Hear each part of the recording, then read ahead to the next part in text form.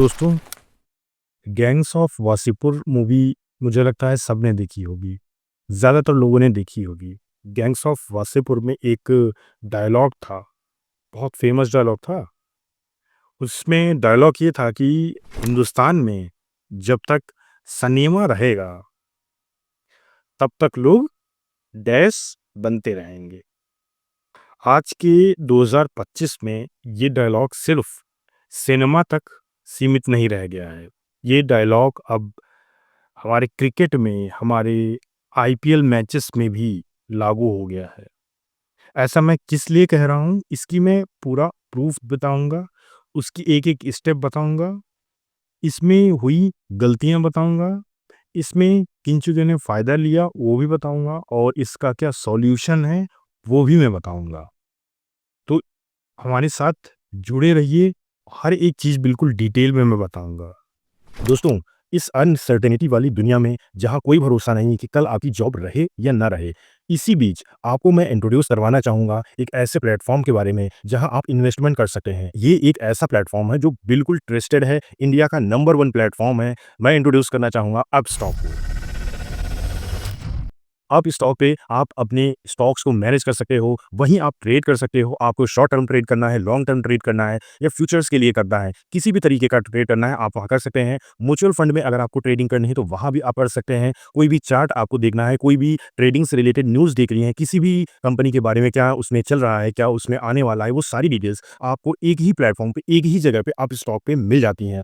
और ये बहुत ही ट्रस्टेड और वेल नोन प्लेटफ़ॉर्म है, जहाँ आप यूज़ कर सकते हैं इसको और अपनी जर्नी को, अपनी लाइफ की जर्नी को अच्छा बना सकते हैं, सुनहरा बना सकते हैं और आने वाले समय में अपनी लाइफ के लिए, अपनी फैमिली के लिए बहुत बेटर अपॉर्चुनिटी है इस पे इन्वेस्ट करने के लिए। आप इस पे इन्वेस्ट करिए, स्टॉक्स में इन्वेस्ट करिए। इसी ऐप से आपको बहुत से अच्छी ऐप कहीं भी नहीं मिलेगी। बहुत ईज़ी प्लेटफ़ॉर्म है।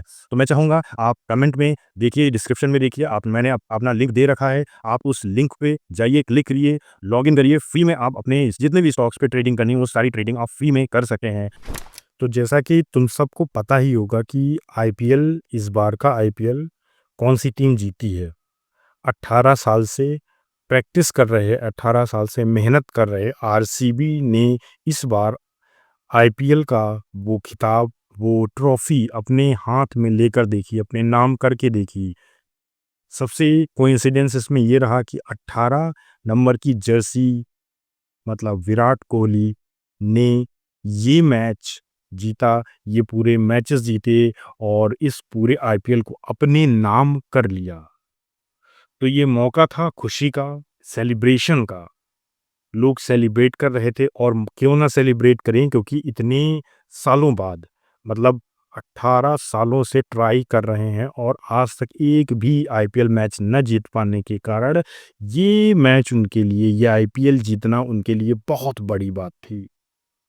लेकिन उस सेलिब्रेशन में कुछ ऐसा हुआ जिससे कई लोगों की जान चली गई। अभी न्यूज़ तुमने देखी होगी कि 11 लोगों की जान चली गई और 50 लोग इंजर्ड हैं। और ये ऐसा किस लिए हुआ है?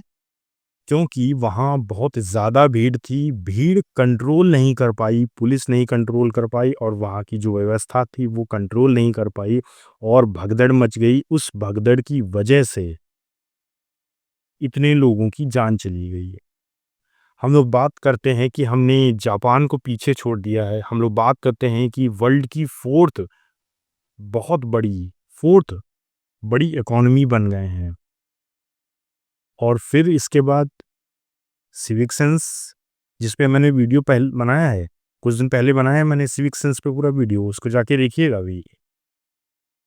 मतलब इंडिया में लोग चाहे 4th नंबर की जीडीपी पे आ जाएँ या 1 नंबर पे भी पहुँच जाएँगे, तब भी उनका सिविक सेंस ऐसे ही रहेगा।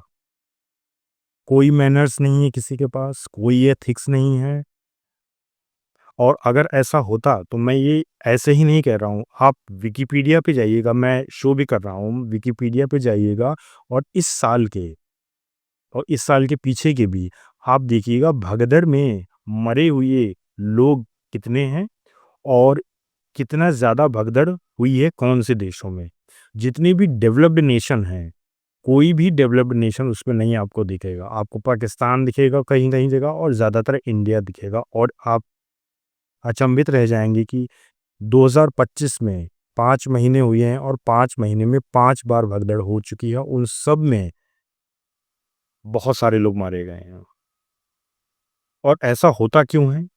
क्योंकि हमारे यहाँ मैनेजमेंट बहुत बेकार है। पुअर मैनेजमेंट मतलब क्राउड को मैनेज करने का तरीका बिल्कुल भी नहीं है। और हद तो तब हो जाती है जब ये चीज़ पता चली लोगों को कि इतने लोगों की जान चली गई है, भगदड़ हो गई है, लेकिन फिर भी सेलिब्रेशन जारी था। सेलिब्रेशन नहीं रुक रहा था।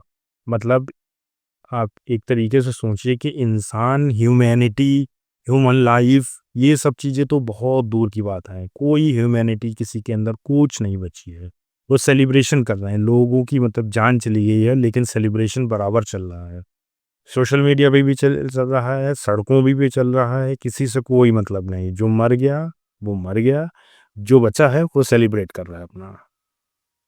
ये स्थिति है हमारे इंडिया की और we are becoming 4th largest economy in the world. मुझे लगता है ऐसी चीज़ें तो इंसान तो नहीं करते हैं, ऐसी चीज़ें तो बिल्कुल जानवरों वाली चीज़ें होती हैं कि आप कई लोगों की वहाँ लाशें पड़ी हुई हैं, इवन बच्चे भी उसमें डेथ हुई है और इंजरी हुई है, पड़े हुए हैं और लोग अपना बढ़िया एन्जॉय कर रहे हैं, मज़े कर रहे हैं, आरसीबी जीती है। क्या पाओगे आरसीबी जीत गई है तो? क्या मिला? तुमको कुछ मिला? 1 भी रुपए? 1 भी पैसा? हुँ? कुछ नहीं मिला। किसने कमाया? प्लेयर्स ने कमाया, बिज़नेसमैन ने कमाया, जो टीम के ओनर्स थे उन्होंने कमाया, टीवी के जो एंकर्स थे उन्होंने कमाया, सारा अमाउंट तो उन्हीं के पास गया। आपको क्या मिला? Zero, zero.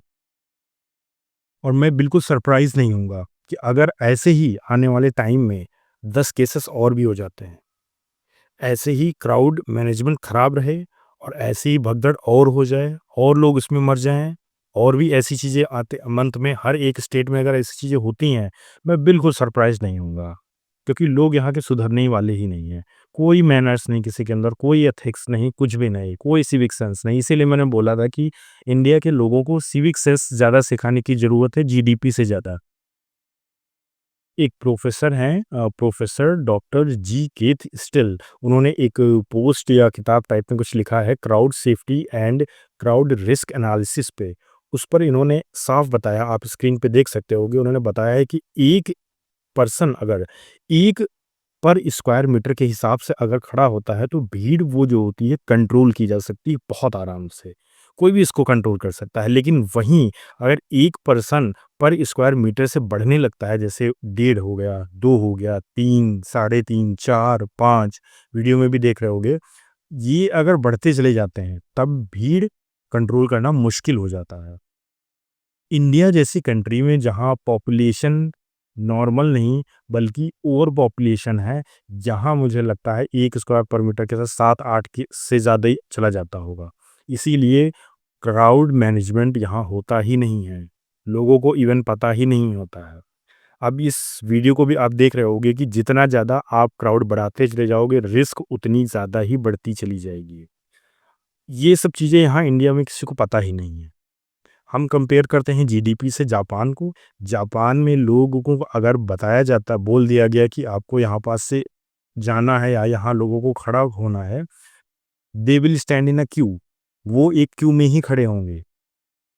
वो जानवरों की तरह इधर-उधर, जैसे यहाँ इंडिया में इधर-उधर बिखरे रहते हैं, कोई भी भीड़, बस फ्री की चीज़ अगर कहीं किसी को दिख जाए तो बिल्कुल भीड़ लगा के जुट जाते हैं। वहाँ ऐसा नहीं होता है because these are developed nations. Economy बढ़ा लेने से ही सब कुछ नहीं हो जाता है। पीपल का mindset, where is people mindset? Where are their ethics, manners? कुछ भी नहीं है। सब में ज़ीरो हैं। ह्यूमन लाइफ़ की कोई वैल्यू नहीं है। These they are developed countries. वो डेवलप्ड कंट्रीज़ ऐसे ही नहीं बने, वो जीडीपी बढ़ा के केवल नहीं बने हैं। They have learned something good. उन्होंने कुछ बढ़िया सीखा है, उसको इम्प्लीमेंट किया है डेली लाइफ़ में। उन्होंने अपने पूरे खून में ये चीज़ बना ली है कि अगर उनसे बोला गया ट्रैफ़िक अगर रूल है, तो ट्रैफ़िक रूल को वो फ़ॉलो करेंगे, दे विल फ़ॉलो। उनसे अगर बोला गया कि इस लाइन पे चलना है तो वो क्यू में खड़े हो जाएँगे। इवन वो लोग जब इंडिया आते हैं तब भी आप इस चीज़ को नोटिस करते होंगे कि वो इस चीज़ को फ़ॉलो करते हैं। आपसे यहाँ बोल दिया जाए कि कूड़ा फेंकना है तो घर से कूड़ा निकल के भी नहीं फेंका जाता है। उसके लिए गाड़ी आती है हमारे यहाँ। इसलिए सो इन इंडिया पीपल जब तक कि अच्छे नहीं हुए, पीपल का माइंडसेट नहीं चेंज होगा, अच्छे से बिहेव नहीं करेंगे, if people will not change, because India की अब डेमोक्रेसी की पहली लाइन ही पीपल के नाम ही है, to the people, for the people, by the people. अगर उस कंट्री के पीपल ही नहीं सही होंगे, देन एनी गवर्नमेंट, किसी का भी नाम तुम ले लो, एक्स वाई जेड, कोई भी गवर्नमेंट आ जाएगी, वो सिर्फ अपना पैसा कमाएंगे एंड चले जाएंगे, कोई फर्क नहीं पड़ता उनको।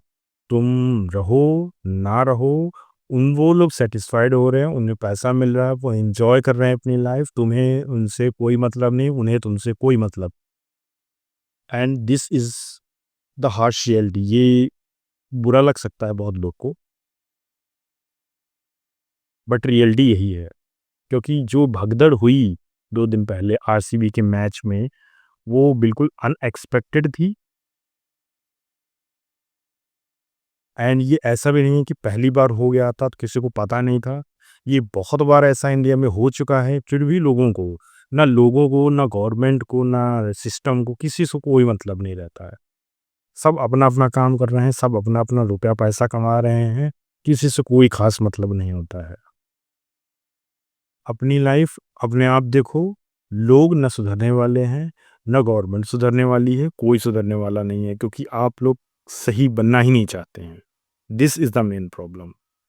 जिस दिन जिस कंट्री के पीपल अगर सही होना स्टार्ट हो जाएँगे, they will behave like a people, they will behave like a human, तब सब कुछ अच्छा हो जाएगा।